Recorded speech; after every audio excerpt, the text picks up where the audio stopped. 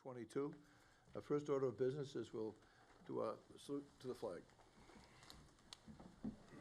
Pledge allegiance to the flag of the United States of America and to the republic for which it stands, one nation, under God, indivisible, with liberty and justice for all.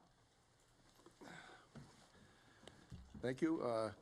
Just want to announce that I want to recognize the Westwood Media Center that is live streaming the meeting and also recording it for later viewing on its platform.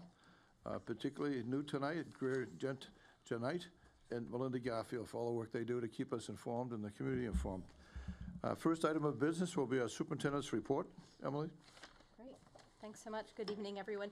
I just wanted to start tonight. I had sent the committee an email. I just want to acknowledge that we, along with everyone else, heard some terrible news yesterday that Dr. Jean McGuire, who was the longtime executive director of the MECO program, was attacked and stabbed while walking her dog in Franklin Park the other night. We do have good news to share that we understand she is now in stable condition. And just on behalf of the Westwood Public Schools, we want to tell her that she is in our thoughts, and we are hoping for a full and speedy recovery. For those of you who may not be familiar with her, Dr. McGuire really has been sort of a remarkable presence in Boston and Massachusetts as a civil rights activist for decades and decades. So it was disturbing news, and we are glad to hear that she's doing well. Okay, so with that, on to the superintendent's report. We submit October 1 enrollment report to DESE, and so every year I share with you what our enrollment is as of October 1st. And so I thought I would put up the elementary class size chart as well. So you can see here that the news about class sizes in the district right now is actually quite good. So across our 70 sections of elementary classes, we currently only have one section that is above class size guideline. That's a grade 1 class at the Sheehan School. That's at 24. Everything else is currently within guidelines, and the news around class size is similarly quite good at the middle school and at the high school. We have noticed some less predictable movement over the summer in terms of students in kindergarten and also grade 1 and grade 2. Specifically, we're just seeing more movement in and out of the district over the summer, over the last couple of summers than we typically would have. And so that does make, in the budget process, the things a little trickier to project, particularly around kindergarten. So you may recall that in this year's budget, we decided to retain all 70 sections, even though the numbers at the time that we were developing the budget were a little bit low in kindergarten. And over the summer, we did strategically place them. It turned out to be a good decision. We had about 40 students at the elementary level move into the district over the summer months, or at least, I should say, since the time that the budget was finalized. So that is the news there. Any questions about enrollment? Thank you. Okay. So moving on, actually, I don't have a slide for the next couple items. In your packet, I provided you with a request that's from TEC, which is the Education Cooperative. I'm your representative to TEC, and TEC is making a request to the Board of Directors to increase the limit on the Capital Reserve Fund. And so there's just some information about it in your packet. Under the rules of collaboratives, I have to bring this information and this request back to school committees. It does not require your vote, but it's just for your information. And if you have any concerns, you can let me know and I can relay them back to the board. I've been part of these discussions, and I will say I think it makes a lot of sense. Any questions at all? No questions? Okay, great. All right, and then the next item is I think I'm going to ask Abby, actually, if you want to come up and talk about this. I included in your packet a letter that we received from the Department of Education, and it is good news, but it's a little complicated, so I'm going to have Abby explain it to you. So broadly speaking, we're audited on an ongoing basis for several indicators that are specific to disproportionality, and that's a big term, which broadly means overrepresentation of students from particular subgroups. So when we think about special education students, they may be overrepresented in certain categories, and we monitor that proactively to determine if we could change things midstream to alter those outcomes. So an example would be perhaps students with disabilities are disproportionately experiencing suspension as compared to students without disabilities.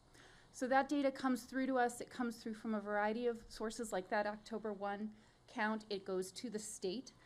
The state churns it through their own magical algorithms, not all of which are super clear to us, and they send back the document that you have telling us from their lens how we're doing. So we're internally monitoring that all the time, but we then get it back. So it confirmed back to us what we believe to be true, which is that Westwood, for probably the 10th year in a row, is not disproportionate in several of these key indicators. So I don't want to go too far into it, but I would just say that we're very proud of that outcome, and it is an ongoing effort on the part of the principals, the classroom teachers, and everybody and every step of the school system to keep those kind of indicators going. So I'm going to stop there, if that's okay, because it's super detailed after that. And if you have other questions, I would meet with you and discuss it with you, and love to talk about it more. Thank you. Great. Thank you. Thanks, Abby. Okay, next, school improvement plan. So I included in your packet the various school improvement plan drafts. This is an annual process. The regulation requires that the superintendent annually approve the school improvement plans, quote, in consultation with the school committee. And so I wanted to present them for your review. I'm hoping that what was apparent in them is that there's a great deal of alignment between the district strategy for improvement, which you've already approved, and then the school improvement plans are really just a reflection of how they're operationalizing that at the school level. So they're intentionally aligned. I've reviewed them, think they look good, but I want to see if you have any concerns before I officially put my approval on them. Any concerns at this stage? No, thank you. Okay, great. Okay, I'm going to take things slightly out of order here. So it's getting to be the time of year when we start thinking ahead to next year. Wait a minute, that's this year, isn't it? I take it back. Okay, wait a minute. Is that is this year? Yeah, you're lucky, yeah. Okay, I really mean this. So we're thinking about next year's school calendar. And so I just want to remind you that we have this school committee start date guideline, and it's something that the school committee developed a number of years ago, right? We call it our rule of thumb for figuring out when the first day of school should be, and we print it on the bottom of our calendar so people know what it is. So here's what it is. When Labor Day is September 1st, 2nd, 3rd, or 4th, the first day of classes will be the following Tuesday. So we start after Labor Day. When Labor Day is September 5th, 6th, or 7th, the first day of classes will be the preceding Wednesday. So that's what we did this year, right? In addition, there will be no school for students on the Friday preceding Labor Day. That's our rule of thumb. This is also related to contract language. In the teacher's contract, that says the beginning and end dates of the normal teacher's contract shall not exceed 10 months, except to fulfill state law, and may commence on the Monday preceding Labor Day. It's the first day for teachers. They come 2 days before students. In the event that the teacher's work year starts prior to Labor Day, the Friday preceding Labor Day will remain a non-school day. Okay. So I just want to bring this to your attention before we draft the calendar for next year, because a couple things have changed since we developed that guideline. So the state of Massachusetts has now adopted Juneteenth as a holiday, and we are finding that that impacts the calendar. And then also, I believe that the school committee made the decision to add the second Jewish holiday after doing that rule of thumb. So I thought it might be a good time to bring it back here, because next year, Labor Day would be September 4th. And so that would be like the latest possible start date under this. And so I just wanted to show you the impact of it, particularly now that we have Juneteenth in the mix, okay? So if we start after Labor Day, sorry, did I switch these and not do the high, wait a minute, I'm getting myself, that's right, okay. That's right, so if we start after Labor Day, which is what the rule of thumb would say is the plan for next year, then the teachers would come the Wednesday before Labor Day. The first day for students would be Tuesday after Labor Day. And then if there was no snow days, the last day for kids would be Friday, June 16th. But if we even had one snow day to make up, the makeup would then go to Tuesday, June 20th, because you have Juneteenth holiday in there. Teachers' last day would be, similarly bumped out, right? And I don't think we've had a year without at least one snow day in a long time. Okay. If we wanted to start before Labor Day, the first day for teachers would be like this year, would be Monday, August 29th. Kids would start Wednesday the 31st, so they'd come Wednesday and Thursday. We'd all take Friday off before Labor Day. That would make students' last day with no snow days Wednesday, June 15th. So you just have like a little more play in there.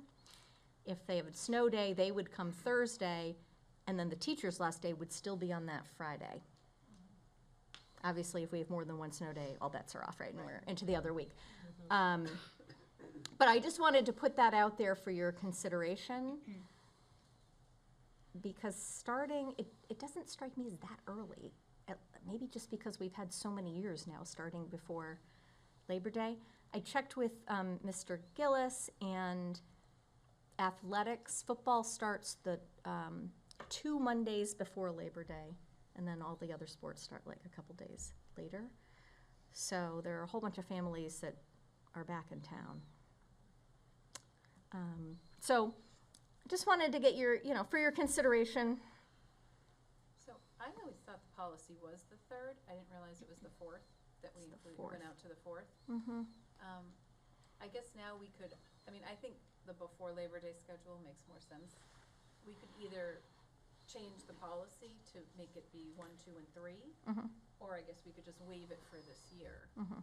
Yeah. It's not even a policy. No, You it's didn't, policy. it's just like a, guideline. It was basically, we were debating it, my second year on the committee, I was tired of debating it, so I said, can we just split the difference? let's just write it down, he said, and so, Sorry, yeah. because I didn't want to debate it Yeah. anymore. I have been complaining about it. All right. So, it's not really policy, I would just say, I'm happy, my education, my understanding, you tell me, you guys are the educators, that 2 days in early September, 2 days in August are better than 2 days in June. I guess Yes. that's my sense. I don't know, Yeah. I would just assume, just say, let's change it, and not even just have it, just say, we're gonna, next year we're doing it, and who knows? Yeah, I would like to give parents certainty, because people book vacations, particularly younger, parents of younger kids. Older parents know they need to be back for sports, but it's the, Yeah. Yeah. it's the younger parents Yeah. who are booking vacations. So I would be in favor of changing it to 1, 2, and 3. To make the pivot different, 1, 2, and 3. Well, I would assume just do the whole thing, but that's me. Oh. We can talk You'd about. say always start before Labor Day? Well, maybe, I guess I'd be interested to channel Charlie, I'd be interested in what other towns do. I would just either say do away with it, or I wouldn't even say. Well, what does sports do? Do they always start 2 Mondays before Labor Day? Yes. I'd be interested in what other towns are doing. I mean, I do just want to say that at the time that we did this, we surveyed, and the community, it was a 50-50 split, as I recall, about what people wanted to do, right? So, I guess you could argue it's 50-50. So, but, and there's some possibility that the Friday was a concession to the Friday, what do you mean the Friday? fact that we do a 4-day weekend for Labor Day weekend still gives people a last gasp of summer, Yes, yeah. right? I did hear some feedback, from younger families, or families that have younger students, that it was nice to have that, it was almost like a preview, those first 2 days. Yeah. And then they could come back and really feel like they were hitting the ground running. Yeah. So, Camps kind of run out at the end of the summer and things too, so.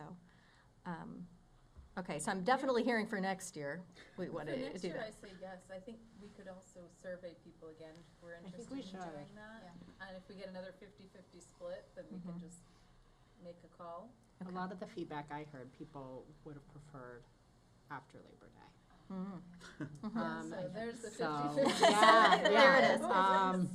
Right, Yeah. right, Yeah. so. Okay, all right, well, so I'm definitely gonna tell Harley to start drafting something for next year, Yep. using this, and then we can continue.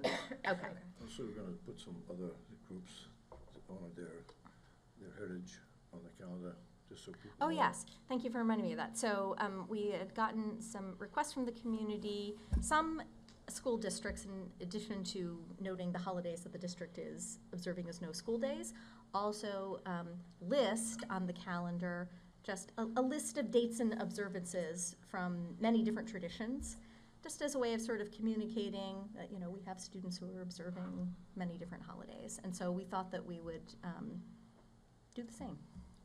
That makes sense. Sounds great. Okay. We are this year celebrating Diwali, the Indian celebration of their new year, in Westwood High. I've been to a few of them.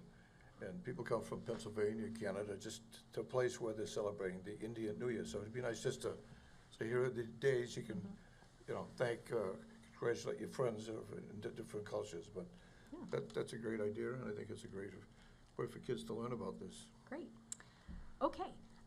With that, I'm going to quickly turn it over to Allison, who's going to do a bit of a sort of a high-level preview of some MCAS results. SPED preview. Oh, and you know, Allison, do you want the? I do want the. It's like echoing out. Put it There back. you go. Click over here. Put it over here. All right. Get my own version here too. All right. This is really just an introductory overview of results with a particular emphasis on the comparative data. So how did Westwood do when we look at the context of other towns that we typically compare ourselves to in the state? It's a long agenda, so I'm going to move fast through this. If I say anything that doesn't seem clear, give me a holler and I will slow down for a moment and then address any questions you have at the end. We will be coming back next month with more in-depth information. So, And we will send out the slides to you later if Yep. you want to look at them more carefully. we're going to post them online. And Yeah, everything, post them online. So, all good stuff. All right. So, just a little kind of context related to the testing environment. This last year, 2022, was the first time since 2019 that we actually did the full battery of the MCAS. So if you recall, 2020, everything came to a grinding halt. There was no test at all. And then in 2021, there was partial administration in the early grades. They did a full administration at the high school. So we're kind of working our way back toward results so that we can kind of understand what things look like year to year. But it's going to probably take one more year before we're really boots on the ground ready to do that.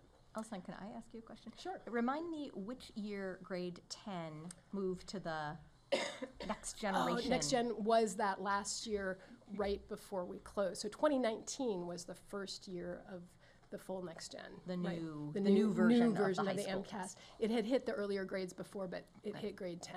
So that's another kind of factor. And our 10th graders this last year, it would have been their first test since 7th grade. So in terms of just, practice with this type of assessment, they didn't have a ton of it. Because they didn't have it in 8th grade. Didn't have the 8th grade. And traditionally, the 8th grade test is very, very similar to the 10th grade test in terms of challenge level. It's kind of like a warm-up. So it's just important to know that when you look at the statewide results. Also, just some context in the state. Overall, and these are the state trends, some of these show up here for us and some don't as much. But when we look at 2022 compared to 2021, math was up, literacy was down, and a slight improvement in science. Those are sort of broad trends. In the literacy bucket, there were two kind of focus areas. One was early grades literacy, which I think to some degree makes sense. With interrupted schooling, we're going to see an impact. And writing, pretty much the hardest thing that we ask kids to do. And the big result from the state is, we haven't quite gotten there. We have not recovered yet from pandemic learning loss, but it's early. Another challenge to this whole environment is absence rates. We had a lot of students miss quite a bit of school last year locally and statewide. If you look at the numbers, 1.7 million days out of school due to COVID only. That's not counting everything else. The state report doesn't mention educator absence, which was also a factor too. You know, we have teachers who are also impacted by COVID, both for themselves and their households, and a subs shortage to boot. So, you know, it was a complicated year. I'm setting this up like it's going to be bad news. The good news, it's not. So here you go. All right. So highlights for Westwood is when we look at comp data, the district did performed very strongly overall. And if you look statewide at our 3 to 8 aggregate data, we were 9th in the state in English, 17th in math, and 8th in science. That's when you take all those scores and lump them together. Quick note about that rank. We calculate it the way you would in the Olympics. So if there's a tie for first place, you skip second place and then go to third place. So those numbers mean when we say 9th, that means there are 9 districts that scored higher than us, but we may share, 8, that's right. But we may share that 9th grade place with some other people. Yeah. Other really nice news, improvements in math, which we're seeing statewide, we also saw here. And these are actual achievement improvement in the score. So when we look at the calculation of meeting plus exceeding standards, those numbers ticked up by pretty sizable percentages in grade 4, 5, 6, and 8. So great news there. Particularly strong performance across all tests in grade 4 and 5, and I'll talk a little bit more about that in a minute, and in grade 6 English and in grade 8 science. So some nice results, I think. Teachers have a lot to be proud of. These are these charts that I make for you every year. I have a great time doing this. This is fun. And really they're designed to show Westwood in comparison to kind of a large group of other communities. I just want to remind you who those communities are. We include our TEC collaborative communities. That's a regional group that are all part of that shared kind of cooperative venture through TEC. So all places that are pretty close by. We include DART. The DART communities are communities that are identified by DESE as similar to Westwood in key demographic information and size of school. And then finally, we have these sort of comps that are like just high-performing schools that various people here or at the FinCom have said, we want to know how we measure up to Lexington, for example. So we include those groups here. So we used the same data as last year, kind of the same set of groups, and looked at where things fall. The numbers you see are out of 100, and it's again the percentage of kids who either met or exceeded the standard for the test, okay? So this is grade 3 English. You'll see Westwood here. And I'm going to kind of breeze by these so you can kind of see where we bounce around. Grade 3 math. Okay.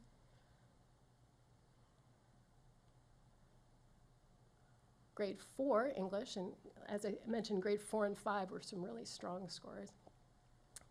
And statewide as well as in this comp group. Grade 4 math.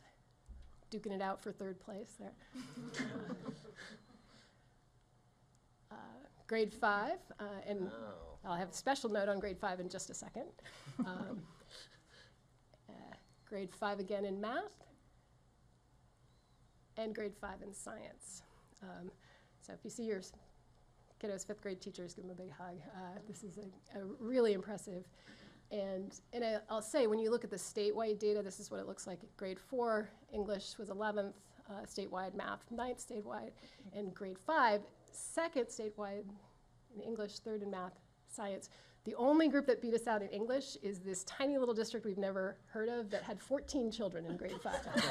So I believe that might be anomalous. What do you remember what the name is? Richmond. I don't even know where Richmond is. I know Virginia, but I didn't know we had one in Massachusetts. So kind of, I want to say one note about the grade 4 and 5 scores that's exciting for us is we had made a really intentional decision last year to, keep staff and make an effort to make sure our class sizes were manageable across the grade levels, and particularly in upper elementary. And to my mind, it looks like that was a good investment.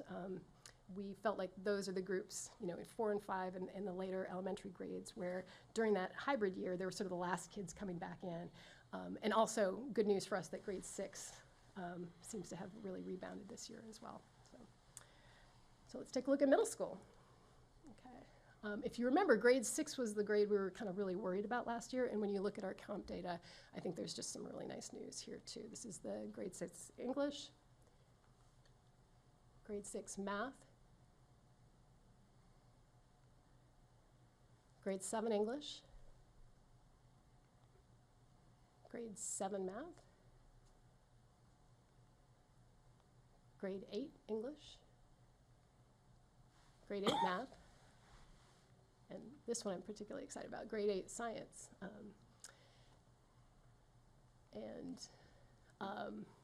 At the middle school, so grade 6, 11th statewide for English and 11th statewide for science. So some really nice kind of results when you look at kind of how our kids are doing in the context of the state, right?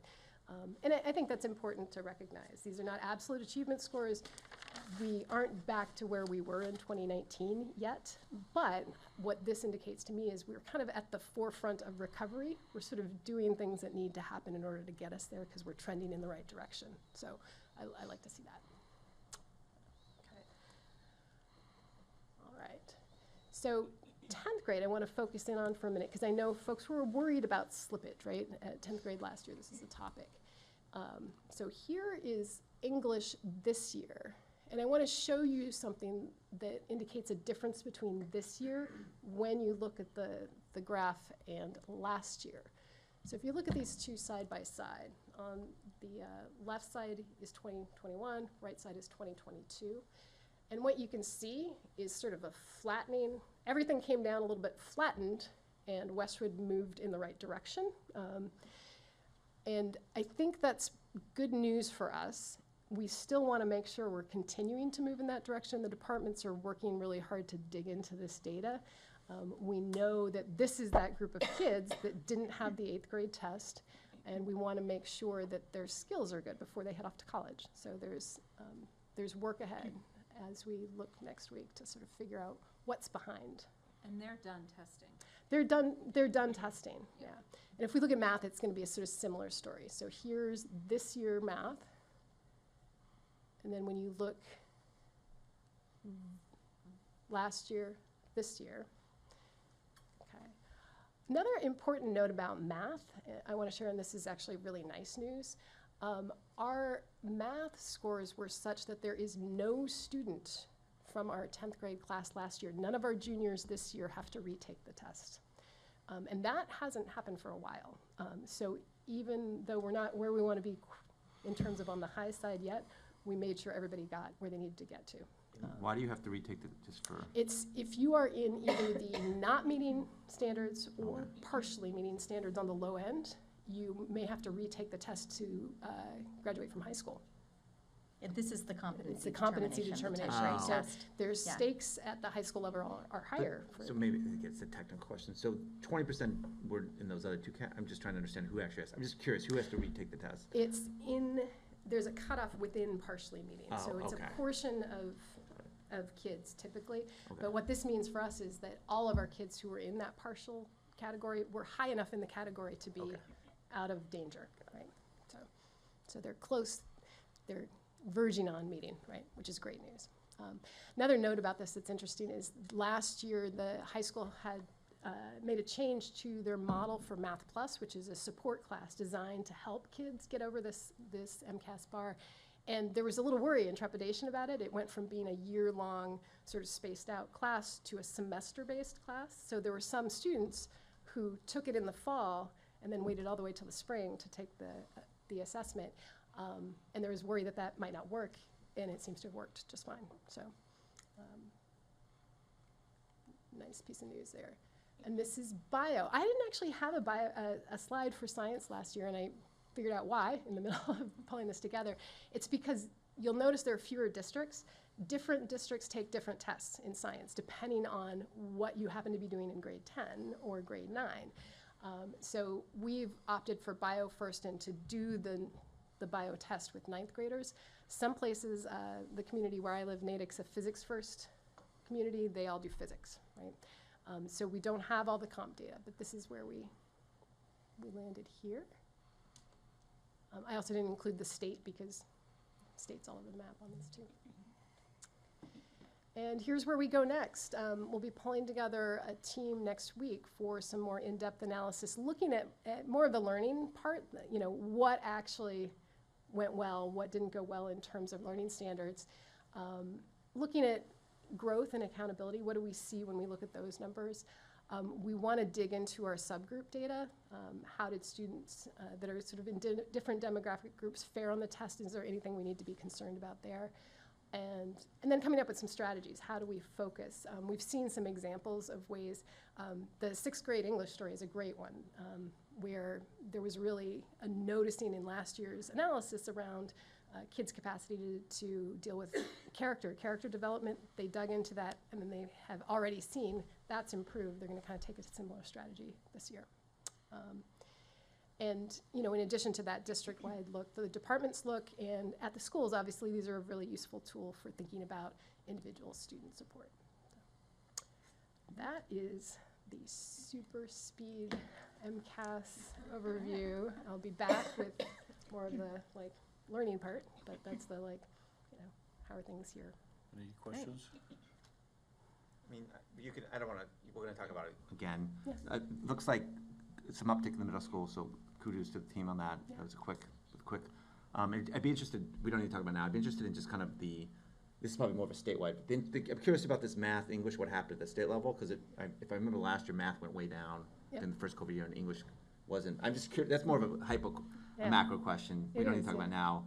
And I'd be just interested in, besides the subgroup, is just what are the learnings, what have you learned based on the data, aside from all the data? Yeah. But you can talk about that next month. So. Yeah, no, I think that's exactly what we'll be hoping to share with you next month and have some insight about. Great, thank you. As you drive down, I just had a question. A number of years ago, I remember looking at this. Yeah. One of the subgroups is special ed kids who take these tests, but it was like maybe 5 or 10% lower than the kids that weren't, except for science. And in science, it was like 25% low. So I'm just kind of interested in that difference. Has it remained the same? Yeah. The other thing is, in the lower elementary schools, we rank so high. Is it likely that those kids will move on to middle school and be high, or do they change later? Are we training them very well at that level that they're going to show it up later, or it just levels off? That's a great question, and one of the things we do is we track cohorts over time, just because sometimes in a small district like Westwood, you do see some volatility year to year, and a particular class might have strengths or weaknesses in an area that persisted over time. And so, we can definitely share a little information about that. Just like with athletic teams, it's a very competitive thing. Real estate agents will be hanging this stuff out. Yeah. The question is, are there hot people out there who, this is a person who really turned this math program around? Is this, is there competition among, is it certain people, or is it a system, or is it a technique that helps some of these communities get better? Is there something unique? I think it's teachers. I got to be honest. It's all about teachers. I mean, I think if we continue to invest in good teachers, then this sort of takes care of itself. So we have, 5 years ago, we realized we've learned a lot with good teachers to make these differences. Yeah. Well, I think we've had them for a long time. Sometimes it's about giving them the tools that they need, getting them access to good curriculum materials, support. The investment in curricular support at the elementary school has really paid off over time, and we're now starting to see that at the middle school too. So I think it's all good. Any other questions? Thank you very much again. Thank you. Okay, great, thanks, Allison. Last item for the superintendent's report, I'm gonna kind of combine two things. So we had a topic about FY24 budget planning, just sort of like initial thinking about priorities, and then also you have Lemma's Q1 financial report. And so what I thought I'd do is kind of combine those, and what I wanna do is quickly review some slides that we shared at FinCom last night as well. So just so that everyone is on the same page here.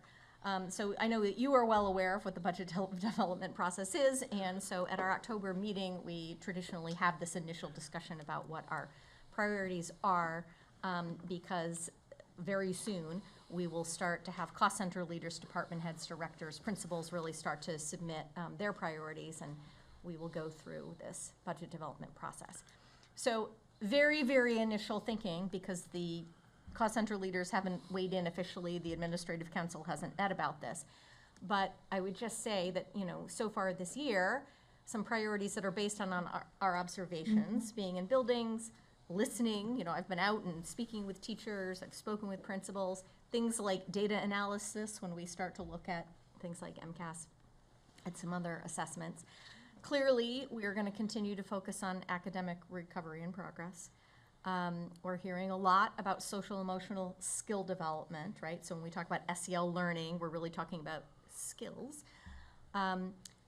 And then I'm making a distinction here, also a continued focus on providing emotional and behavioral supports, right? Which is a little different from skill development. And then we really, I think, need to take a look at the capacity of our in-house special education programs, our specialized programs in particular. Think about those. So those are the things that are on our mind. And of course, we always go back and we revisit the priorities that we identified in last year's budget cycle that sort of were left on the cutting room floor, right? And so if you go back to your budget book from last year, for FY23, these are the things that we had noted there. English language learner staffing, the possibility of adding another preschool classroom, restoration of library staffing. We don't have library staff at the middle school right now. We are interested in thinking about the elementary specials offerings and maybe expanding that and what that would mean. We have, I think for at least 2 years running in the budget book, mentioned a desire to expand the peer program, and that feels very high priority to me. Can you just this year. explain that? So the peer program, Abby's probably better suited, but it's one of our specialized programs at Downey, and it's where we serve students with disabilities who are sort of high functioning on the autism spectrum, as opposed to WABA. What's that? Yep, it's a wonderful program, and it supports kids in general ed instruction as well in small group, and that combination is what gets you enough exposure to the general ed curriculum to really expand when you're in high school and take a variety of classes. So it's very important, and it's a really important bridge for students who may start in more restrictive settings and move to learning center and resource room models in middle school and high school. Yeah. It's an important bridge. And so I'm mentioning that because we've talked a lot about WABA, which is also at Downey, right? The plan is that the WABA program would be moving to the Hanlon-Deerfield, but we are not planning to move the peer program. But we've talked for a number of years about maybe expanding the program and adding an additional peer classroom at another elementary school. So, and then we've thought a lot about our HR capacity. And I have to say, as the labor market is changing, that need is feeling more acute to us to support some of those things. So those are sort of our initial thinking in terms of themes. And I'm interested in hearing from you. I also, though, first want to just talk about some of the budget drivers, because some of them are pretty unique to the moment we're in. So there are 4 budget drivers that we talk about every year, right? So meeting our contractual salary obligations and other fixed costs. And one of the things that I said to FinCom last night, I'm going to start explaining this clearly to people, that term fixed costs I think is confusing to people. The thing that's fixed is the need for it, right? So we have to have heat. That's a fixed circumstance. The cost of it is not fixed, right? It goes up. So we have to take a look at those 2 things first. Salary obviously is very critical because salaries are 85% of our operating budget. Okay. So those are really fixed expenses. Fixed expenses, right. So, giving people their raises is something that we have to budget for. Maintaining reasonable class sizes is always something that we look at. That's clearly related to staffing levels. Addressing our special education needs, we always look at that. And then we always want to keep making progress on our program goals that we articulate in our strategy for district improvement. So those are always true. There are some things that are unique about them this year. And so here I'm kind of mixing 2 ideas, right? Because there are things that are posing some unique challenges for managing our current budget and for planning for next year's proposed budget. And so there are a few issues here that I want to quickly talk about. So the first thing that's unique and challenging this year is that we currently have an unsettled contract with the WTA, which is our largest bargaining unit. And so that just creates some uncertainty for us, both in terms of this year and how to budget going forward. We did settle in the spring with our custodians and administrative assistants, and we will be bargaining with instructional assistants and food services this year. Those are our 5 collective bargaining units. We are experiencing, not just in schools, but everywhere, but in schools, we are experiencing labor market disruption. And it's pretty dramatic. So we're having difficulty finding candidates for our paraprofessional roles. So things like instructional assistants, ABA tutors, substitute teachers, substitute nurses. And so, you know, we've started the year not fully staffed in these areas, and that's very, I mean, I don't remember that happening really, certainly not at this level. And so that is forcing us to use more contracted service providers in order to meet the legal obligations that we have in special education. And that is a costly model, right? So, I mean, it just literally costs more. It also creates non-financial impacts. So this is more disruption, more uncertainty, more, you know, our hiring process now, which typically we think of as like a summer season, is just all the time. And so we're constantly onboarding people and having to train them one-off instead of, you know, how we can do things more efficiently.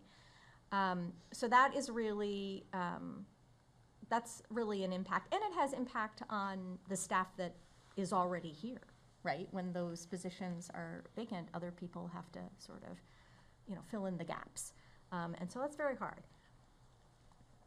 Class sizes, the news there is pretty good, as I said. So current class sizes are almost all within the school committee's class size guidelines. And so certainly, for instance, at the elementary level, I don't imagine that we will want to decrease there. We'll take a look at the census information. We want to keep those class sizes small. And as I talked about earlier, there's just more, less predictability in those enrollment numbers than we've had in the past. We, of course, are thinking about the Hanlon-Deerfield consolidation. So that new building is scheduled to open in February 2024. So we are budgeting with an eye towards the consolidation and that timeline. We don't really anticipate much impact on FY24. But when we're thinking about staffing models or staff assignments, we are thinking ahead because we don't want to put something in place now that then a year from now just doesn't work, right? So we have very small elementary schools, and so we have staff that work across different buildings. And so we're really thinking, how will that all sort of come together when we consolidate? I do want to clarify, because I got this question the other day, general education classrooms will not be consolidated in February 2024. They will move, but they won't be consolidated. And so what I mean is we will start next year with some number of sections at Deerfield and some number at Hanlon. And when it's time to move, they will all move. They will just be in different rooms, but with the same teachers, but we aren't gonna like refashion the classes at that point, okay? However, you know, it is certainly possible then that when looking ahead to FY25, I think we're going to realize some efficiencies in consolidating, right? We talked a lot about that. And if you look at our current class sizes, some of them are very small. We have 4 sections over 2 buildings. If they were in one building, it would really be 3 sections. So we'll be thinking about that. Okay, and then we are, of course, as everyone is, impacted by inflation and by supply chain pressures. And I'm sure I don't have to tell you that these have been fairly dramatic. So we're experiencing rising transportation costs. That's a big driver in our budget. We are in year 1 of a new 3-year transportation contract with our bus company. And we are experiencing a 7.43 increase this year, current year. 3.3% of that is attributable to fuel costs, which is a factor in our contract.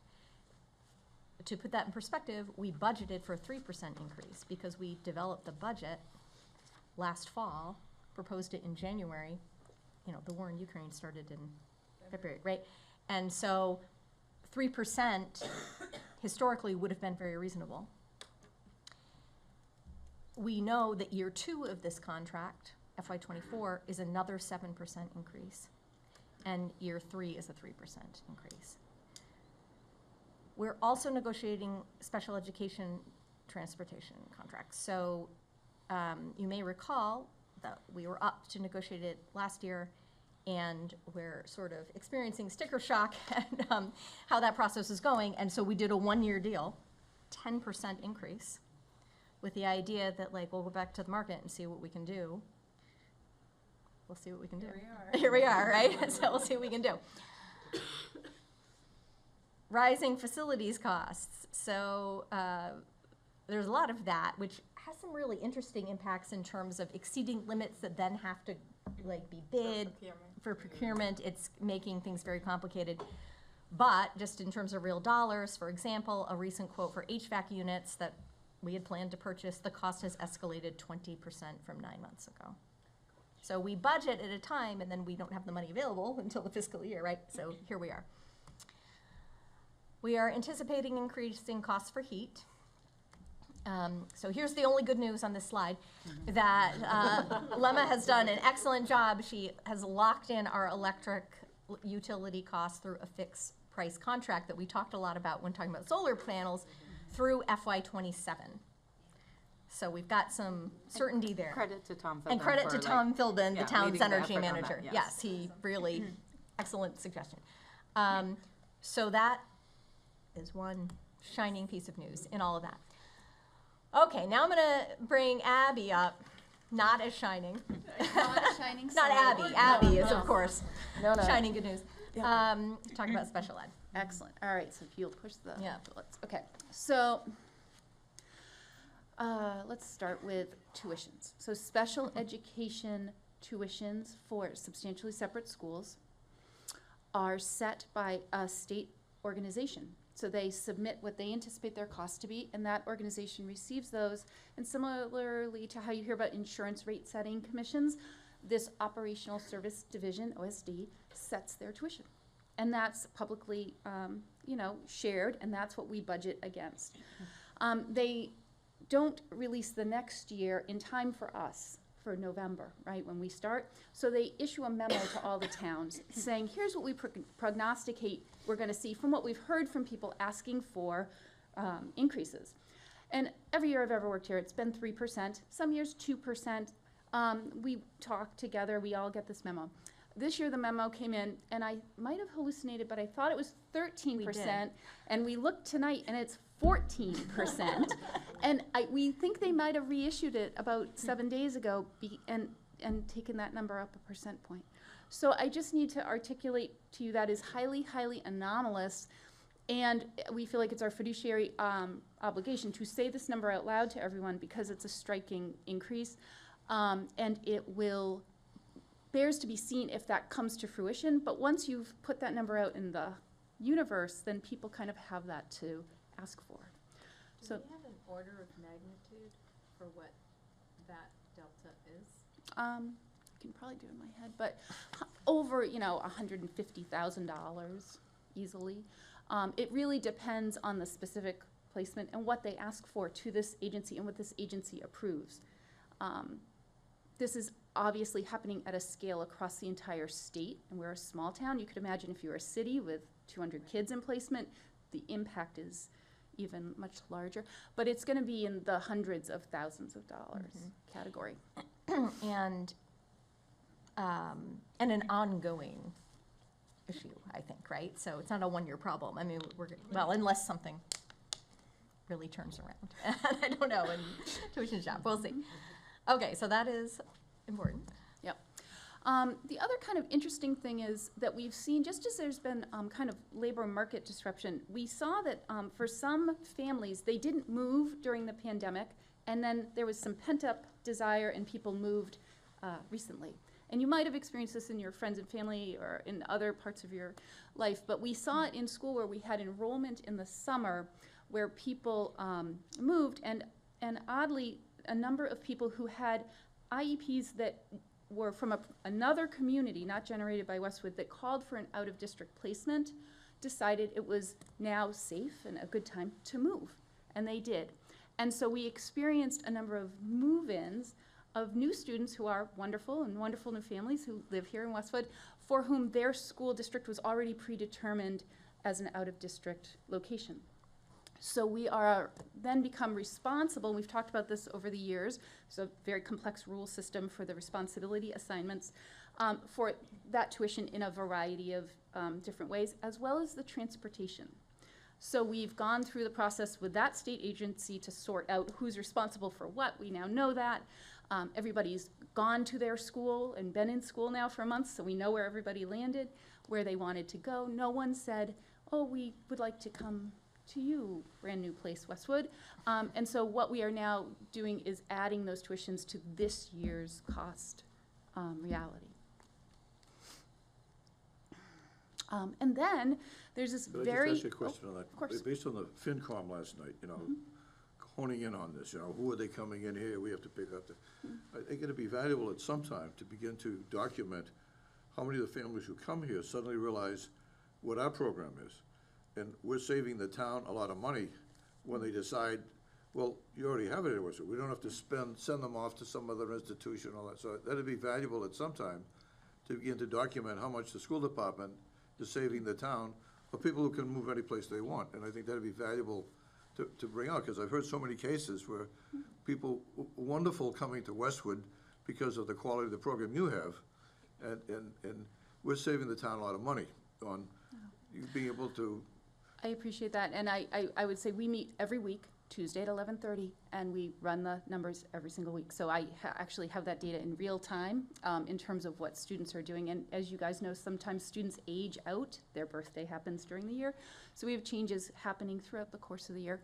This is just important because it occurred over the summer. So for the whole entire year, we're bearing these expenses, as opposed to sometimes someone moves in January and then somebody moves in March, right? And that's further on in the year. But I would be happy to look at that. And I think the best thing you can do is get to know people, build good relationships with new families, get them to know their baseball team and their soccer team and the friends on their block. And then people naturally start to say, like, maybe my kid doesn't have to be on a van for an hour, right? And we will, of course, do our job of educating and advocating. Because they don't have to be placed, because we have Yep. such a quality And of that- teacher. We can yep. teach them here. They don't have to be shipped out someplace. That'd be valuable to educate Yep. FinCom. We're asking other types of questions. Yep, that's a good point. And I guess I would say we have annual meetings, and often more frequently with families, where we have a responsibility to actually educate them about what's called the least restrictive setting. And certainly placements here in the district are less restrictive. Finally, the other very interesting development is that the Department of Education has redefined their understanding of a single word. That word is benefit. And that new understanding of that word at the state level has opened up this very interesting development where in the summer we have extended school year, and students who their parents consent and their teams agree, they come for additional services in the summer. We talk about that every September. Historically, if you rode the yellow school bus during the school year, then your parents drove you to ESY, because the theory was that's how everybody else gets around in the summer. And if you required a small van in the school year, you maintained that right to that small transportation access in the summer. And the state has basically said now anybody for whom ESY is appropriate now gains, just for the summer, the right to be transported to ESY. Because if potentially you couldn't benefit in the summer if your parents couldn't drive you. And so that's a very open-ended new understanding. And so what that means for us is that we will now educate families all year long as we make those decisions, and ask if, in order to benefit from the ESY programming, they require transportation. And that means then that we would have to provide transportation to a larger number of children in the summer. I can foreshadow for you that there aren't enough vans and van drivers to do that. And again, think scale across Massachusetts. Imagine big communities with the same slide tonight. And so what we're really looking at are yellow school buses, right? We're thinking of like the camp bus concept, and so that's a new project that Lem and I will now learn a ton about, is yellow school bus summer things, and it will be super fun, and we'll make it happen. So that's the reality. So 3 kind of developments that are important for you guys to know about tonight. Okay, this year. So what does that mean? Yes. All right, so let me think if I can do this. So give me a couple more bullets. All right, so essentially what that means is that tuitions and transportation are over budget if all the things that we know today keep happening through June 30th. And in that math, it could equal up to $1.1 million. Okay? So that 1.1 million is not where we are today. No, It's right. an estimate of where we will be at the end of the Well, fiscal year. because we know what the tuitions are for the year, and Right. so, and so we have several tuitions that were not included in the budget, Right, right? so we throw those in, right. Those, and there's associated transportation. Mhm. And then we've had some, I mentioned the contracted. And so what I want to say is none of those things have happened yet, except 1/10 for the month of September. But our job is to say what could happen all the way through. It doesn't mean that it will, but it could. And so therefore, we now begin a process of planning into that possible reality for this year. And that is highly unusual. Yeah. So, I mean, we're always looking at where we are with our special education costs with respect to the budget, and to be projecting that at this point of the year is very unusual. So we feel like we need to point that out. The good news is that Lemma is wonderful, and she has crafted our finances in such ways that our most liquid dollars are still available to us in special ed from last year, and that we do have some funds that are allowed to go for 2 years. And so because of that, we have about $653,000 that probably needs to get spent and has a great place to go here to defray these costs as the year goes on.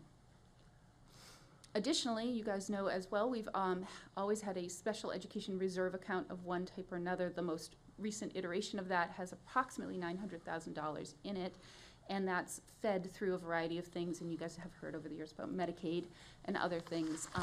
So while we can meet these expenses, it has this knock-on effect of draining those resources, which last year we didn't call on at all, for example, for future years. And I want to give people a sense, I mean, to build a $900,000 special education reserve account has taken like nearly a decade. Yep. So, I mean, we've been sucking away money. I mean, how many years of Medicaid is in there? I mean, 4 or 5 at least. At least 5. Right? Yeah. Plus, I mean. I'd say more, yeah. Yeah. So, and you may or may not recall that in budgeting for FY23, we talked about the fact that we had sort of done this analysis and said, okay, we're gonna hold over the IDEA money because we can, right? And we've looked at the balance of the special ed reserve, and we've decided that we're gonna budget really tightly for special education and see what happens. And here we go. Yep. So, It's a year we were very conservative. This Yeah. is what Medicaid happens. the only, Yep. do we get anything from the town, or is it just only Medicaid? Wasn't there some money we used to There get from the was town occasionally? At the town meeting, Oh, okay. I don't think it was this most recent one, but the one prior, there was an allocation from the town of about 350. Yes, okay. Which went directly to this account as Got it. well. yes. So some of it is Medicaid and some of it was a town And that was like on a free allocation. cash flow or meal Exactly. tax or something, okay. Yep. Exactly, and so that was one of the things that I sort of alluded to at FinCom last Yeah. night. Then the budget steering, we're gonna need to talk about that. Right. Okay. So there are other mitigating actions that we can take, and now that we know this early in the year, the benefit is, we're not taken by surprise, so we're able to do some things. So one of the things we're doing that we've never done before is we have requested extraordinary relief from the state of Massachusetts, and normally Westwood is not a community that needs to do that. However, I already sent my email, and they said, you sent it too fast, too soon in the beginning of the year, right back in January, and I was like, you bet. I sure will. So the reality is there is a mechanism for, and sometimes when small communities have unexpectedly large special education expenses, that will flow, we believe, through the circuit breaker claiming process for additional funds. So we will do that process. We will continue to claim the heck out of circuit breaker just like we do every year, and we have great folks in the Student Services Office who join in that process, and we now know to do that. And then Medicaid reimbursement is running really nicely, and I just have to say, we have a new vendor. We talked about that about 2 years ago. They've been doing a lovely job for us, and that reimbursement is happening. It is more than it used to be, and that system, people, even during the COVID pandemic, continued claiming virtually. They figured out how to claim on virtual service, and the staff have been wonderful at coming online to do speech, OT, PT, nursing, behavioral health support, claiming, so that revenue stream is available to us and is consistent. So that will maximize that. So if we can't request the extraordinary relief until January, and we do our budget in January. Exactly. Hence the significant implications for FY '24. Yeah, so this is really why we want to talk about it tonight, because we will have to make some judgment calls about our level of risk tolerance for FY '24, because it would be a shame to not move forward some of our innovative ideas, potentially an example like the peer program, because of a fear of something we won't really know till July. And that focus on circuit breaker Medicaid reimbursement, those are really important for us, but they're paid in arrears, right? So you kind of have to put the money out first. Okay. And so lastly, we had sort of talked about that. We need to talk about this in budget steering. Okay. Thank you. Thanks, Abby. Thank you, Abby. Thank you. Okay, and then last slide. Let me ask you, Yes. at some of our future committee, could we just maybe have a more detailed description of some of the programs, like the peer, just, We have a program guide. I will send that out to you you. know, Yep. it'd be valuable, and also I had the chance to sit on the Special Ed Advisory Board for a number of years, and I couldn't believe the talent you have, and I think it'd be valuable for the school committee and parents in general to just learn, you know, the spectrum of people that are being treated well, and the other towns are sending people here, and I think it'd be wonderful for the town and school, just understand the level of talent that you have here, and acknowledge them. You know, it's amazing what they do. Okay, and so just last point, switching to capital needs. And so we do have several needs on the capital front that exceed the capacity of our annual allotment, which has been about $1.1 million for a number of years. And so typically we have this conversation with the town, and it's that sort of additional capital article that is at town meeting. And so first issue is that we're due for this district network upgrade. That's been foreshadowed in the 5-year capital plan for years. The problem is that the cost has escalated. And so the cost, which is 1.13 million, is 400K over budget. And so it's the delta that we're talking about for the other capital. This is a little complicated because the materials do have to be procured soon, but we've sort of thought about how to manage that. Is this infrastructure, is it? It's What is a it? lot of technology, so Steve could answer, but access points and switches, right? It switches and access Oh, points, okay. and then professional services to configure the network. Got it, okay. Yeah. And it's aligning with the new building as well. Okay. It's the right time to do it in conjunction with the Hanlon-Deerfield. But is it, well, anyway, I'll keep on going. Okay. Secondly, we have some needs in the Westwood High School, not here, the big auditorium with the lighting and dimming system. I mean, it's funny to think about, but we're coming up on 20 years old. And so we have had somebody in to look at that, and the estimated cost there is about $400,000. And, you know, we're talking about the possibility of like this system failing, and that will diminish our ability to use the auditorium, right, if we don't have lights. So we have to think about that. We also have some vehicle needs, and so we talked about purchasing a vehicle in this year's budget and had budgeted for it, but then our tractor of over 14 years suddenly failed, and so we had to replace the tractor. And so the van that we had budgeted in our vehicles line to purchase, we were not able to purchase. That van's gonna be 17 years old in FY '24. And just on the horizon, we're gonna need a tractor for Hanlon-Deerfield snow removal. So Lemma has already had some conversations with Pam about this, and these are the things that we're gonna need to bring to budget steering to talk about, like, how are we gonna navigate those things?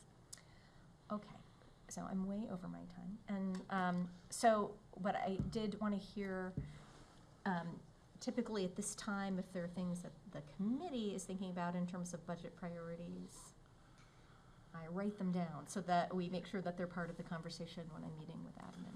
So we can get in touch with you after the meeting if we have other You things. certainly can if there are things. I mean, Anybody want to bring something up now, or contact Emily later with some of your thoughts and ideas? I mean, right off the bat, I think it's important to look into getting an HR director. I think over the course of the past year, we've seen kind of time and time again where that's needed, and now with the problems with the labor market, it seems like it's kind of inevitable, in my opinion.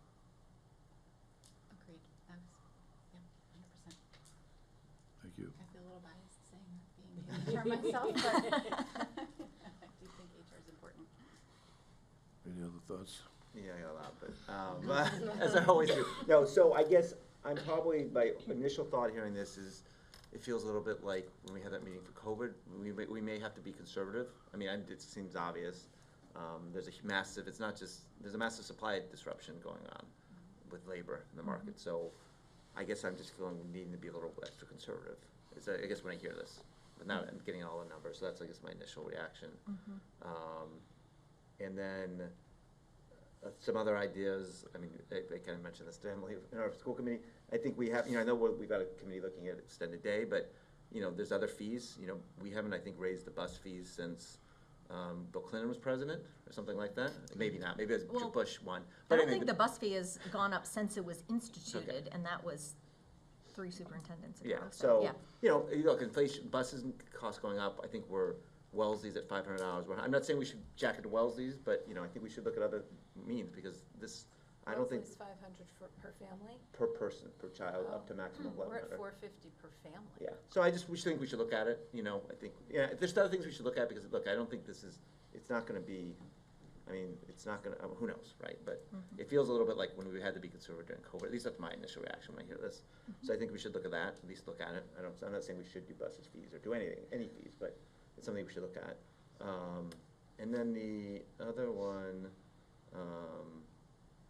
then I guess on capital, it's a longer conversation. Maybe we talk about that in the future. I would just love to, I know we talked about longer range. I know my view on capital is we've got Sheehan, which is a bucket, but a rule of thumb is when buildings get 20 years old, you start to need to reinvest in capital. Now we have Martha Jones, we have Downey, and we have this, now those buildings are older, but all those 3 buildings are in the 20-year period. I'm guessing we have multiple $1 million over the next 10 years. And so we just need to have that conversation, I think, at some point. Because I don't think we're not gonna be able to fund another $1 million every year and going to the town every year. So I don't know, it's just a broader conversation, I guess, on the capital. yes. And I know we've talked about this, but it'd just be, that to me is, I think it would be really helpful for the school committee to come up with its own sort of capital plan, long-term strategy. And, I know that the town has a long-range planning, they're resurrecting the long-range planning committee, which is great, but I think it would be helpful for the school committee to go into that committee with its own plan. Yes, yes. And a number of years ago, I think we presented about sort of our facilities conditions index, right? And we Yes, have a that's lot what of I did. information about the age of our systems and sort of what the projected life is and all that. Yeah. And so we could, I think, easily It's worth do updating that document and Yeah. sharing it again. It's a bit technical, but maybe we can think about a way to present that information. And to convert that into something that's like an Yes. understandable plan. Yeah. So, Yeah. A lot of data was gathered on, like Sheehan at the time, when you're looking at Yes. each, We cut have them all right that down. data. So that data is very valuable, and it hasn't changed that much as far as how old it was. And so I think it's a valuable thing to do that, what you said, Lemma, as far as Lemma's idea. And I think the idea to have our own priorities Yep. while we deal with fire stations and all the other things that the town wants to do, to show how much serious need is still left there. Okay. Any other thoughts? Feel free to let Emily know anything that you forgot tonight. Okay. No, set? Yes. Thank you for a great report, and, I was very impressed last night with Maya and Abby, and it was a wonderful report you gave. It was very succinct, everybody understood it, and did a terrific job. This is a part of our program where we do public comments. If anybody would like to offer public comment, Our program is 3 minutes. We don't respond, but we ask for your input and advice. And just identify yourself, the street where you live. Anybody here would like to offer their public comment tonight? Well, I hope we haven't intimidated some of our friends from coming in. We've certainly had a lot of public comments in the past. I'm going to follow the advice of my fellow school committee members and be very brief, out of respect for all the dogs that have to be walked tonight. So Emily will be sending out an email to everybody. There is going to be a free flu clinic out in our parking lot. And, would advise everybody so we all can be back around and not miss 3 or 4 days, teachers and students. Walgreens is going to be doing them free, and she'll send the statistics out, but we're really wanting to encourage people I to want get to give out. credit where credit's due. This is the town's flu clinic, and so Jared Orsini, the public health director, asked if I would share that information, and so We we should will do thank that. Jared. He's been through a lot the last few years, too. Yes. But I'm going to continue being very brief now, and we'll move on to the school building project, and they did a wonderful presentation last night. Went through all the financial, things, what's supply chain problems and all the rest, so thanks so much for representing us so well and explaining things. Sure, thanks, Charlie. Just a few updates. So as you know, we had the groundbreaking ceremony a couple weeks ago. That was a great ceremony. We were very excited because we were joined by school committee alumni. We had Josepha Jowdy and Kara Lewis there as well. And that was fun with the hard hats and the shovels. And I don't know if we have, I think there's a school committee picture floating somewhere around there. And blasting has begun, is almost completed. We also have a fun video somewhere, again, floating, of kids doing a countdown to the big blast at Hanlon, which was very exciting. So I think that's going well. I think Matt attested last night that it is very exciting and minimally disruptive, not too bad, right? I think he said our design team and our OPM prepared us for the worst, and they did a great job. So then the reality, we were like, oh, this isn't that bad. It was pretty good. Yeah. Wait until we start drilling. Right. So that's going very well. At FinCom last night, as Charlie mentioned, Emily and I did present a sort of start to current day presentation about the budget, very similar to the presentation we made at town meeting. We just updated it with the actual real budget numbers that we currently have. One of the things that is on our action item tonight is I know that in July we all agreed we could use the mitigation funds that we have toward this project. We just never actually voted the amount. So we have to devote the specific amount tonight. So you'll see that there. And I think that's about it for the building. We are moving along. Am I missing anything? I think so. Things are, It'll continue to be a Going well. challenge yes. with the supply. Yes, yes. Where I are think things that- are they going to get here? And Yeah, I mean, we seem to be running, the Compass is very happy with the schedule. Great Brothers is doing a great job staying on schedule, and in some cases even ahead of schedule.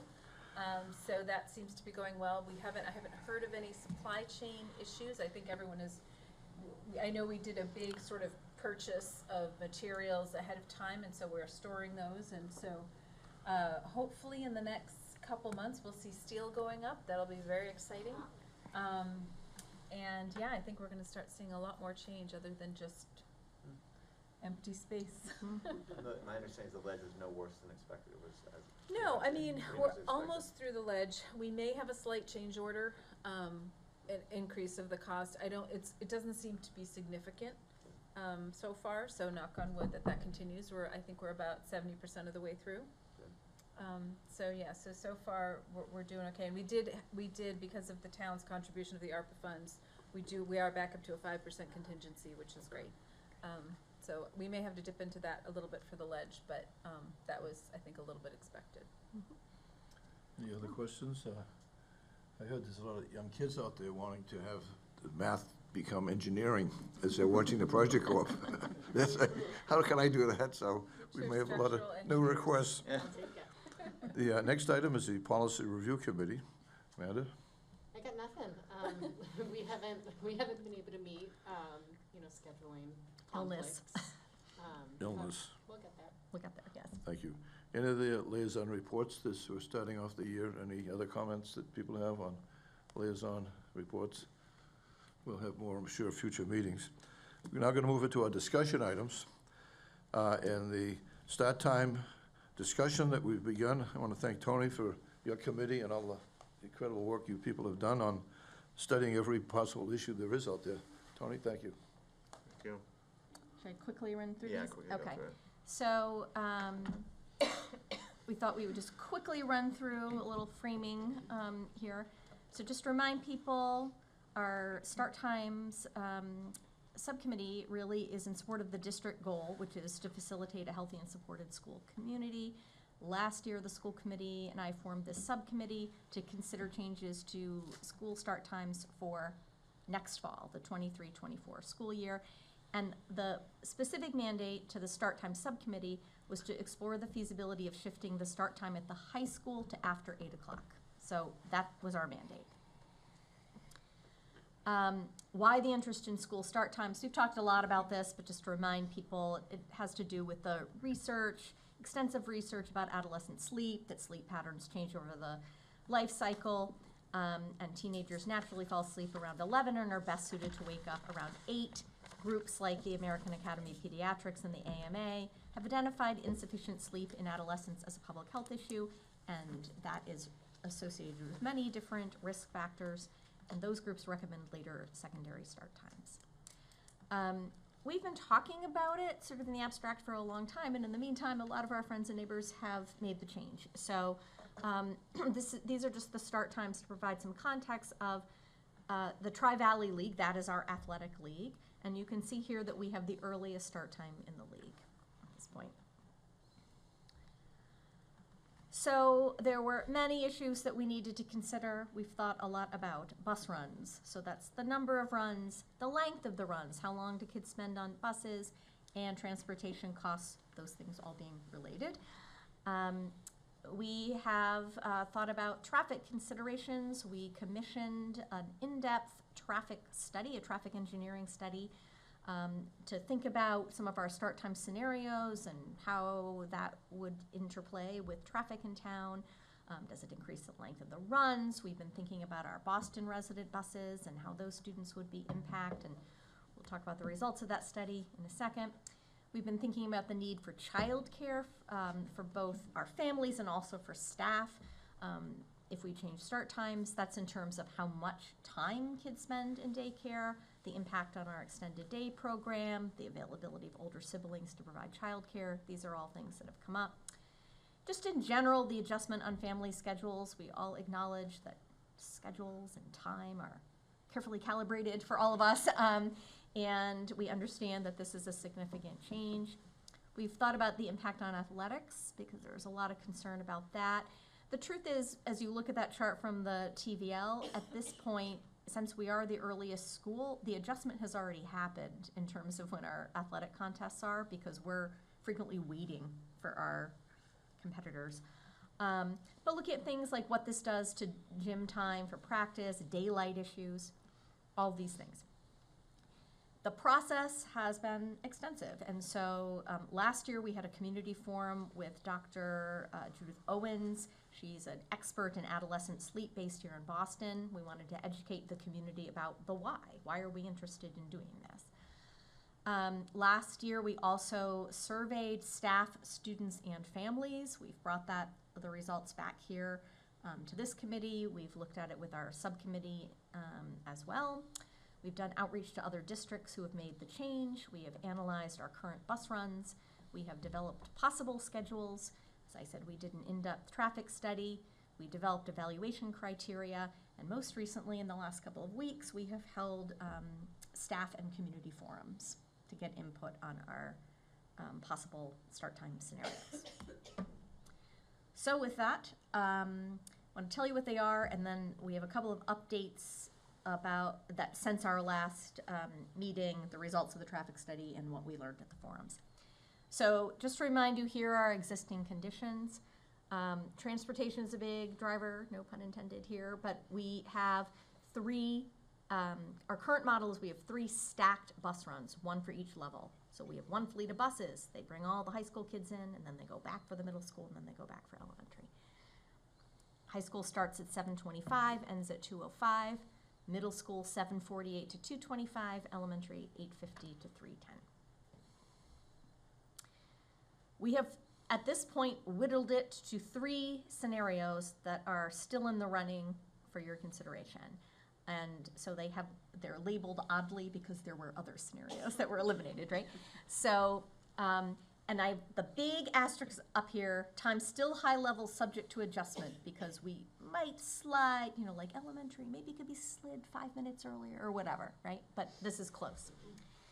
So under scenario B, basically we sort of slide the high school in between middle school and elementary. So you can see the middle school basically stays the same, 7:45, and we get out at 2:22. The high school starts at 8:15, so this achieves the goal of getting after 8 and dismisses at 2:55. The elementary, which now starts at 8:50, might adjust a little bit later just to give us a little more breathing room on the bus runs, and we get out at 3:20. Okay? So in this scenario, the high school moves 50 minutes later than the current start time. Scenario C is the flip, and this is what a lot of other communities have done. So what they do is we flip the elementary to the early time slot, which allows us to have later start times for both the high school and the middle school, and to make them even later. So in this scenario, elementary would start at 7:45 and get out at 2:05. The high school would start at 8:30, get out at 3:10. The middle school at 9 a.m. and 3:37. In this scenario, the middle school and the high school bus runs are still separate. It's still a stacked bus run here. And then there's scenario C2. And the difference here is it's a flip, but we combine the bus runs for high school and middle school, which allows us to get the middle school start time a little bit earlier, right? So the high school and the middle school can start very close together, because we just would have them all in one bus and make 2 stops effectively, okay? So these are the scenarios, and these are the scenarios that we've been presenting at the forum. So since our last meeting, just further information that we've gleaned. So we have lots more information about transportation. As we mentioned, we have our traffic study results. And to remind you, we commissioned an initial traffic study. We looked at those results. The subcommittee was developing scenarios in the meantime. Based on all that, we went back to them and said, here's now the deep dive we want you to do. They looked at all 3 of those scenarios, and I gave you the whole study if you're interested. Very technical. And we met with them so that they could explain it all to us. But the bottom line is that all 3 of those scenarios are feasible from a traffic perspective. And they reported that none of them would have, this is a quote, none would have an earth-shattering impact on traffic in Westwood. They did say that from their solely traffic perspective, they think that scenario C might provide a very small improvement in traffic in Westwood. And we've talked about this as a committee, though, and our mandate was not to improve traffic conditions in Westwood, right? So the key idea here is that we won't make it worse, right? And that those times and the gaps between them and in order to do our bus runs are all doable within the current traffic patterns. That traffic study, though, didn't commission a traffic study of Boston. That was beyond our scope. But we do have information about our Boston buses now because we've expanded to elementary.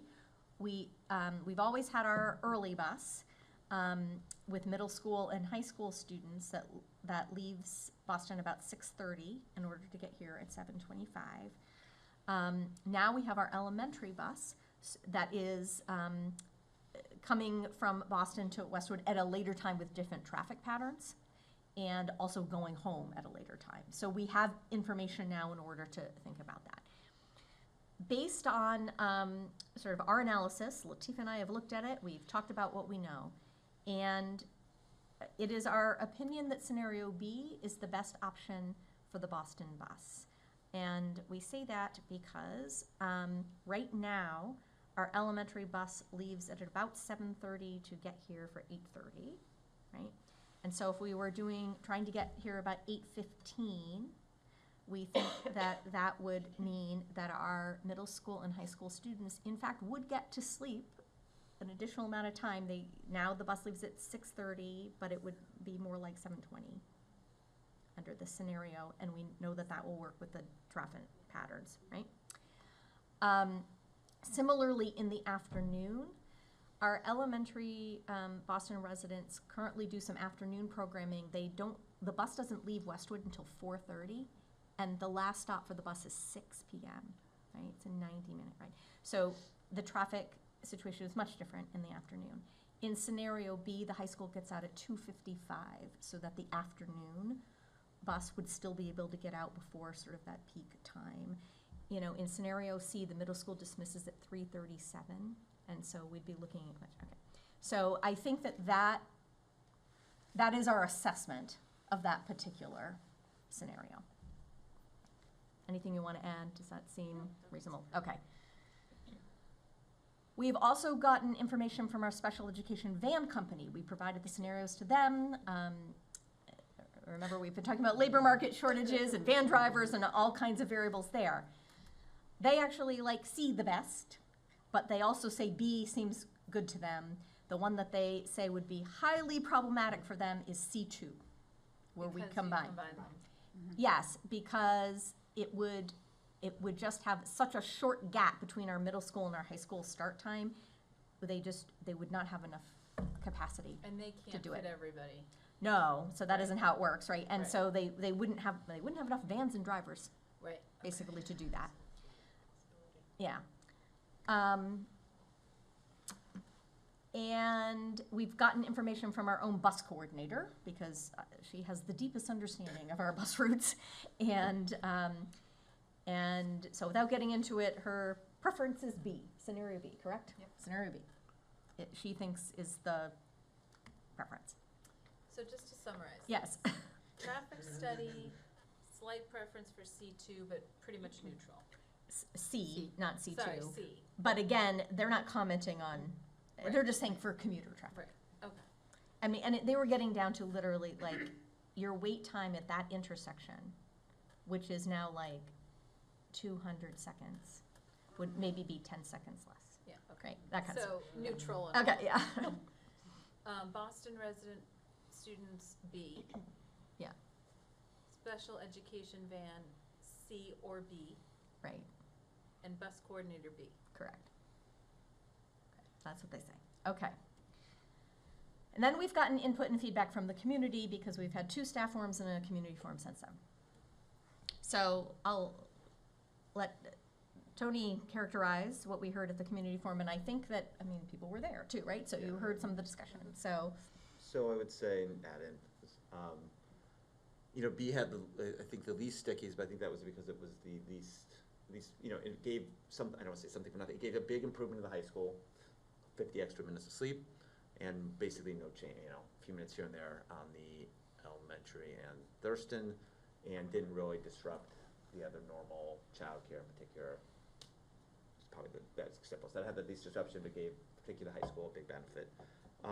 C, which again was the option where we do the complete flip, probably more stickies.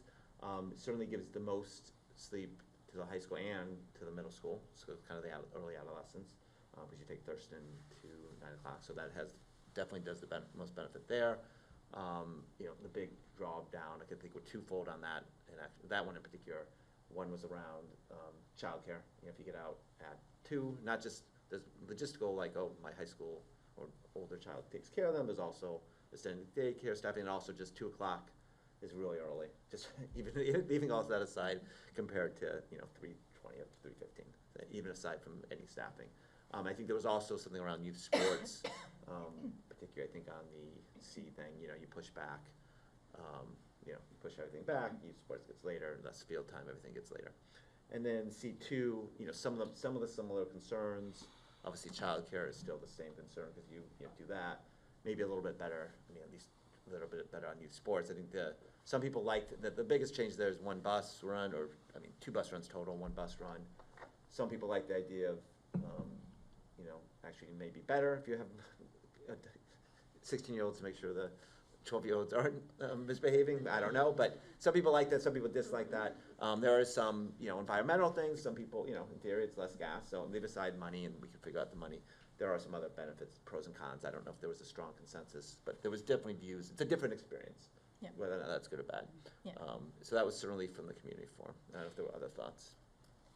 No, I think that's right. I think the 2 biggest issues we heard were extended day, childcare / extended day, and youth sports. I think those were, and they seem to be centered around C and C2. I think there were a lot of stickers on C that everyone said, but those apply to C2 as well. Yeah. So I think, to your point, B was the least disruptive, so it just had the least amount of comments. People had a lot to say about C and C2 and not as much to say about B. Right.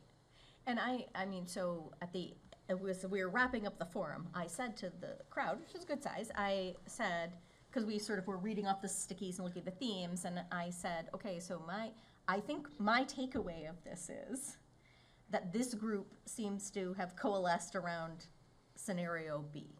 Like, I'm reflecting that back to you. That's my takeaway. Is that accurate? And they said it was. Yeah. Right? I mean, there were a couple of people who don't want us to make any change. That's true. Right? Right, That was the other opinion. right. Okay, so that was the community forum, and I will say I've gotten a few emails and phone calls from people wanting to provide input who couldn't come to the forum, and Harley's taken all the phone calls. I think they have all been about concerns around childcare and a preference for scenario B. Is that correct? That's what the emails have been to. Yeah, I got a couple emails from parents whose kids work at extended day, Mm-hmm. and they were concerned that if it was after the elementary school, that their hours would be cut, right? They wouldn't be working as many hours, and Yeah. I think it would also be problematic for extended day. Yeah, To right. have that group of kids show up later, Yeah, so, okay. but I did hear that too.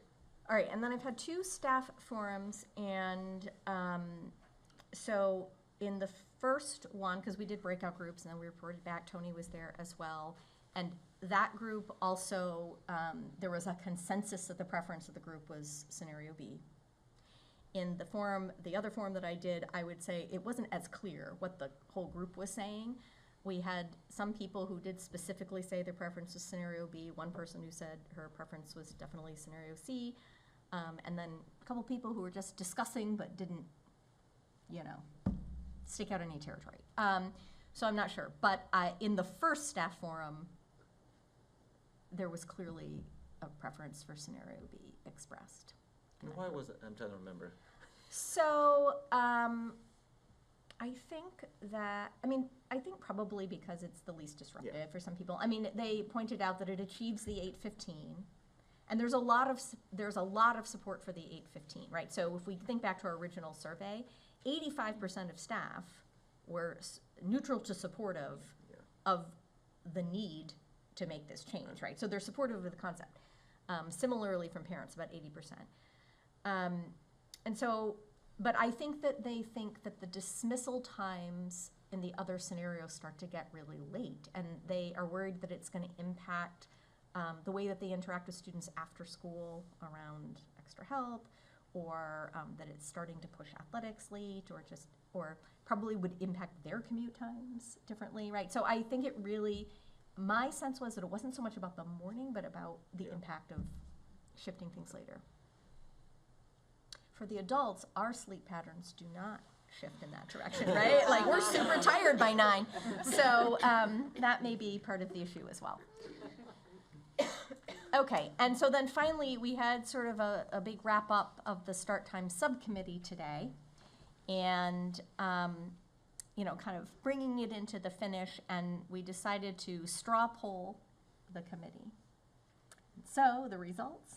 So I think, so I would say there was generally, the most votes for sure were for scenario B. I would say there was one parent that was kind of on the fence, so B and C. There was, though, I will say, I think for the record, we should say there was one parent that made a very articulate perspective on scenario C, and it was very straightforward. The Academy of Pediatrics says 8:30 or later for secondary children, and these results, certainly particularly for Thurston, it does not achieve that. In a context, I'm amazed tonight when I used to hear from 25 doctors about the public health every school committee meeting, not a single one came tonight. So much for consistency from our public health officials. But that's an editorial comment, but it's somewhat true. But she did make an articulate point, and it was really around Thurston. It was, high school, 8:15, that's 15 extra minutes, but it's, Thurston, you don't achieving anything for these children. And they made a big point about actually sports is actually basketball schedules them at 7:30 or 8 to start basketball. They usually get the later soccer time, so they're going to get out of school the earliest. Club sports. Yeah, and then they'll be, up at 8 o'clock to 10 o'clock. So anyway, it was I thought it was it was a fair perspective, and actually, I just think for the record we should have that perspective because it is, from a public health perspective, Bless you. you can't argue with it. So, Yeah, exactly. and my editorial comment. Right. So, I mean, we said to the subcommittee, we'll be bringing the perspective of the subcommittee to the school committee tonight. And so that's where they did the work, and I really appreciate the subcommittee's work, and that's where the subcommittee landed. So. There is one other call I forgot that I got. So I know that California has mandated high school starts at 8:30. There was a bill kicking around in Massachusetts for that. But I believe it timed out of session. So they'd have to reintroduce it. It was introduced, this is the first time ever, it was introduced at the very end of the session. But so one parent did email me and said, look, this is clearly where states are going. Massachusetts might be going there. You should just rip the Band-Aid off and start at 8:30 now, and so you don't have to redo this whole process. So that's one perspective I had forgotten to mention that I did want to throw out there. Right. Yeah, we talked about that at the subcommittee, and I mean, I've certainly been wrong before, and this might be one of those times. I don't sense that that is imminent in Massachusetts, but it could happen at some point. And what we talked about was with scenario B, if we had to change down the road, then it would still be the first change for middle school and elementary, right? Like it wouldn't be like they would be experiencing multiple changes, but the high school might have to make another adjustment. Yep. If that came to pass. Well, we will vote on this next meeting. I guess, what are the people's thoughts? I guess, that's more, so. Thank you for all the work that's been done on this. It's incredible how much time and energy is, how much input from every possible source. So we'll put it on as an action item next meeting. Can we just talk about it a little bit? Oh, I'm sorry. That's okay. So I have a couple thoughts. So I was at the Martha Jones PTO meeting. I sort of let everybody know that this was coming up, and I said personally, I sort of had two goals here, or at least two objectives. The first was certainly to meet the mandate of starting high school past 8 o'clock, and the other, I thought it was important to really think about the disruption to the students and to the parents. And for those two reasons, I think I am personally leaning toward B. I think that it is minimal disruption. It doesn't get us to 8:30, but it gets us to 8:15, so 50 more minutes. And I just think that, we can certainly take the next month and discuss it more, particularly with people in the community, but I don't know if anyone has other thoughts of where they're leaning, but that's sort of the way I'm leaning right now. I would say, so I was at the Sheehan PTA meeting. I haven't been to any others because they're all next week, but this was a hot topic. Yep. And from the perspective of those parents, I didn't have all the numbers in front of me, but their largest concern was around after-school care and how that would be impacted, and feeling like 2 o'clock was too early, and just too long for them to be at extended day. And so their thought was they didn't have the times in front of them, but whatever would be most like what we currently have is, I think there's agreement that a change needs to be made. And I think they're thinking forward to how this will impact their children, however many years down the road, but for right now. Yeah. They wanted the essentially they were verbalizing scenario B, so. Yep. Do you think, one thing, Emma, do you think it'd be helpful, similar to what we did on the mass, to just do kind of a one quick, we could just communicate this quick, what did we do, like a little quick survey? So, Yeah, so I was yeah, thinking, yeah. before the mask vote, Yeah. what we did was we just said, we sent something out to all families to say, the school committee's gonna be taking this vote in November. If you would like to provide comment, you can do so using this form, and the committee will read all the comments. Yeah, I like that idea. The other thing I would say that maybe needs to be clarified, that, I don't know if Kristen's here, but, that Kristen Evans made a very salient point at the Sheehan PTA meeting was, this is happening. And everybody was like, oh, okay, so this, no, okay, now I gotta pay attention. So I think, I don't know that like. Wait, people don't pour over my correspondence. But I'm so sorry, Yeah. but like, not that, and you've done all this good work, but I think everybody's been wrapped up in reintegrating back into school, like Right. masks, you know, and maybe that's not what we're hearing from any pediatricians at this point, right? But like, I just think, we've just been through Don't get this me whole big started. thing, and I think people were like, okay, we're just in normal mode this year, and now Yeah. it's like, oh, okay, wait, now hang on, what did you say? This next thing is happening, so it could be a good, Yeah. like, Well, all the ring more bell a reason to little. put it out, Yeah. and just, yeah. The head is saying, this is happening. Yeah. Do you mind going back to that slide that had the Tri-Valley League start times? Sure. I just wanna see It gets us about where we pretty would good, fall. actually. Yeah, we'd be pretty good, There you go. yeah, Oh, great. so we'd So we'd be, be right Norwood, Holliston. mhm, Okay. kinda, yeah. That's where we'd be. Yeah, okay. Mhm. I think Amy, the do survey's you have a comment? Yeah, I would also add Oh. that the schools that will still be earlier than us are almost all the schools that are closest to us, which is really helpful. Yeah. And that scenario B allows middle and high school schedules to match perfectly first and last class. That's important. Okay, so thank you for mentioning that. That was another important conversation at the subcommittee. So Amy and Mike want to point out that, so we had evaluation criteria, which I did not put up. Did I have it here? So one of the things that we talked about was this, the possibility of being able to align the middle school and high school schedule, which was not part of the mandate. But at some point in this process, at a subcommittee, we were like, wait a minute, maybe we could do this other thing. And scenario B would let us do that. So it basically, the middle school kids would kind of come in, start with advisory, and then we would have the possibility of, say, an 8th grader being able to access curriculum at the high school. So for instance, some of the math, and which has been an issue for us for many years, thinking about how to handle that. And so that would be a really exciting solution that has persisted.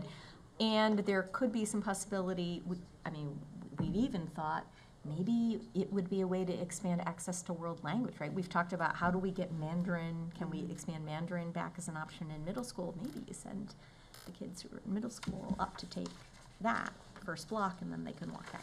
So we just think it presents some intriguing possibilities, and maybe even for sharing staff. So that's another interesting thing. So we had that low on the evaluation criteria, but we thought if we could achieve it, that would be nice.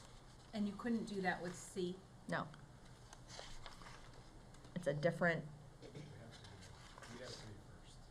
They have to be Oh, first. right, you guys Yes, they have to be first. I'm like, Right, why is okay. that? I'm like, let's just say. Because they're later in the Okay. scenarios. Right. Yeah, I mean, all of these sort of extraneous factors, right? The Boston residents in particular, that's a really important piece. Mm-hmm. It just seems like B is just sort of, Yeah. I don't know. Okay. All right, so I will put a Cool. public comment form out. Yeah. And- Okay, Great, thank you. great. Okay. Any more discussion? No, it's good. Thank you. Moving on, our next topic is the anti-bullying policy, the second reading. It's just a second reading, and remember, it was just that one adjustment that we were looking to make. I think you could waive the third reading and vote on it tonight if you want to, or you can wait until next month. How long is the reading? But it's not an action. You don't have to, Okay. I mean, no, it isn't, but Can I make the motion, even though it's not an action? Or are you gonna call a point of order? I don't know. I don't think it matters. Does it matter to us? Is there an It advantage? does not matter, so we are acting as if this policy Yeah. is accurate and enforced because it's in the state rules. So Okay. this is more of a housekeeping. We'll put it issue, on so- as an action item next month. Why don't we do that? Okay. And Acceptable use policy, second reading. second reading of the acceptable use policy. This is a more bigger overhaul, which we discussed last meeting. I don't know if there are any further thoughts. If not, we'll bring it back for Next- action next month. Actually, Okay. next month, okay. Great. Action item, superintendent's 2022-23 goals. Yes, so Later, when we evaluate the superintendent, these are the goals that we use in our evaluation. Just to remind you, that's how these goals are used later. right. And so I was not planning to do a presentation on the goals. I will just say that, so as has been the past before, we first have you approve the district goals, and then I basically articulate my goals in alignment and support of the district goals. And so hopefully that alignment is apparent when you look at that. And the requirement for this process from the state is that I have a professional practice goal, a student learning goal, and 2 district improvement goals. So that's what you see here. Quick question, what is the wellness committee? What is the Wellness Committee? Yes, so that's an excellent question. So we have historically had a Wellness Okay. Committee, and we need to reconstitute it, basically. And so they were the folks that looked at, for instance, the wellness policy a number of years ago. And in the policy subcommittee, we agreed that we would kick that policy review to the wellness. It's a lot.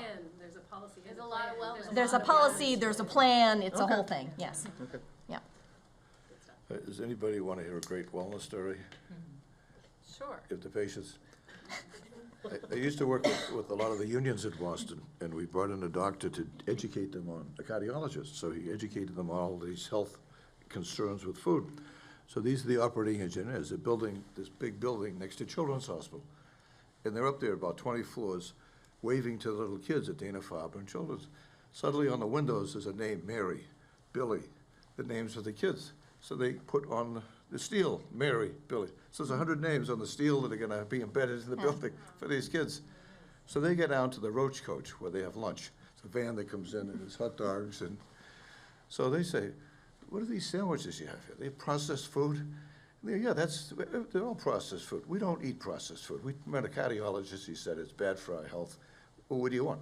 Fresh tuna fish, fresh chicken, fresh turkey, and vegetarian types of things. So next time they come back, over in the corner of the bus are these sandwiches with all of these specialty foods. So soon the doctors and nurses are down there in line with the operating engineers. So they're noticing that they're getting their food over in the corner there. So they say to the doctors, say, what's going on? Well, they don't eat the processed foods that you guys eat. You're eating horrible food. They're fresh. This. So suddenly, the operating engineers changed the whole van with all the doctors and nurses now eating healthy foods, just by somebody explaining to them, this is quality and this isn't. So, I mean, that was one of my favorite wellness stories that, sorry to put you through it, but I thought Maybe our committee can have a similar you'd get a impact, kick bringing out of those it. kinds of insights. That's great. So Okay. could I have a motion to approve the superintendent's goals? So moved. Second, those in favor? Aye. The approval of the use of the mitigation funds for the Hanlon-Deerfield projects.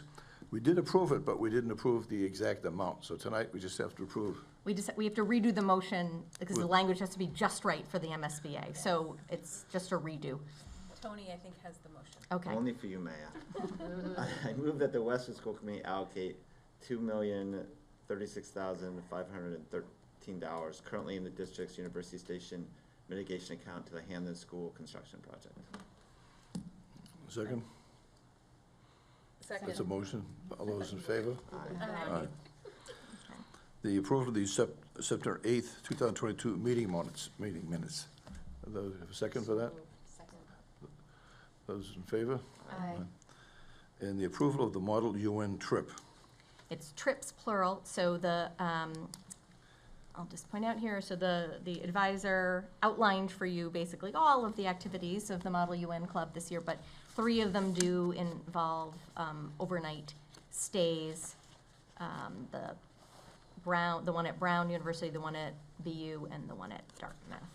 So if my son is in Model UN, can I vote, or do I have to abstain? I think you I can still vote, right? yeah. There's no I don't think that conflict. feels like a big conflict of interest, yes.